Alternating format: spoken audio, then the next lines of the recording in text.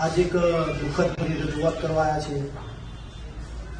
संविधानना माध्यमथी देश જ્યારે ચાલતો હોય, સંસદ જ્યારે ચાલતી હોય એવા સંવિધાન નિર્માતા ડોક્ટર બાબા સાહેબ આંબેડકરનું સંવિધાનનું જેમને પાલન કરવાનું હોય એવા લોકો 6 વાર દેશના ગૃહમંત્રી આંબેડકર આંબેડકર આંબેડકર આંબેડકર 6 વાર બોલીને એવી ભાષાનો ઉપયોગ કરે છે કે બાબા સાહેબ આંબેડકરનું નામ લેવું એક ફેશન બની ગઈ છે। એની સાથે સાથે એમને એવું પણ જણાવ્યું કે જો બાબા સાહેબ આંબેડકરનું નામ આટલી વાર લીધું એટલી વાર જો તમે ભગવાનનું નામ લીધું હોત તો તમને સ્વર્ગ મળી જાય।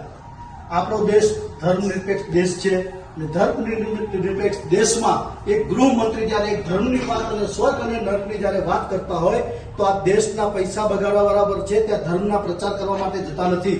ગૃહમંત્રીએ આ ભાષાનો અને ધર્મનો પ્રચાર ના કરવો જોઈએ કે કોઈ પણ હું એમને પૂછવા માંગુ છું આપના માધ્યમથી મહામહિમ રાષ્ટ્રપતિશ્રીને નિવેદન કરું છું કે આ ગૃહમંત્રીશ્રીને પૂછવામાં આવે કે એમને કેટલી વાર ભગવાનનું નામ લઈને એમના વાલી વંશજોમાં કેટલા લોકો સ્વર્ગમાં ગયા છે।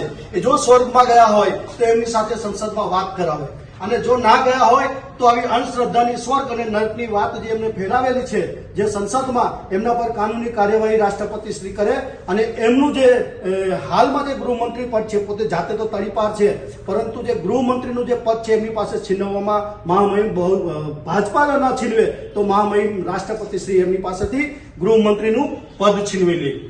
એની સાથે સાથે બીજી એક દુઃખદ બાબત એ પણ કહેવાની છે કે એમના જે પાર્ટીના લોકો છે જે ગુજરાતના ગૃહમંત્રી છે કે જેઓ મોટી મોટી વાતો કરતા હોય છે કે અમે મોટા મોટા ચમરબંધીઓને પકડી લાવીએ છીએ મોટા મોટા ચમરબંધી પરંતુ આજે બહુ દુઃખ સાથે કહેવું પડે છે કે 10 વર્ષની નાની બાળકી પર જ્યારે પીડિત હતી અને એના પર જ્યારે બળાત્કાર જેવી ઘટના ઘટી અને એ જે ઘટના ઉપર આજે એ જે છોકરી જીવવા માંગતી હતી એ સ્વર્ગવાસ થઈ ગઈ એ આ લોકોના પાપે થઈ છે। આ લોકોની જે કામગીરી કરવાની હોય એ કામગીરી નહીં કરવાને લીધે થઈ છે। માટે આ લોકોએ શરમના માર્યા ડૂબી મરવું જોઈએ કાં તો રાજીનામા આપી દેવા જોઈએ પરંતુ ભારતની દેશની જનતાના અને લોકોના અને સંસદના રૂપિયા અને સમય ના બગાડવો જોઈએ।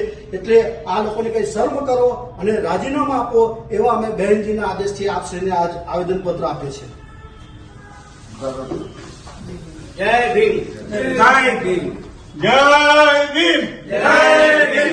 બાબા સાહેબ આંબેડકર અમારો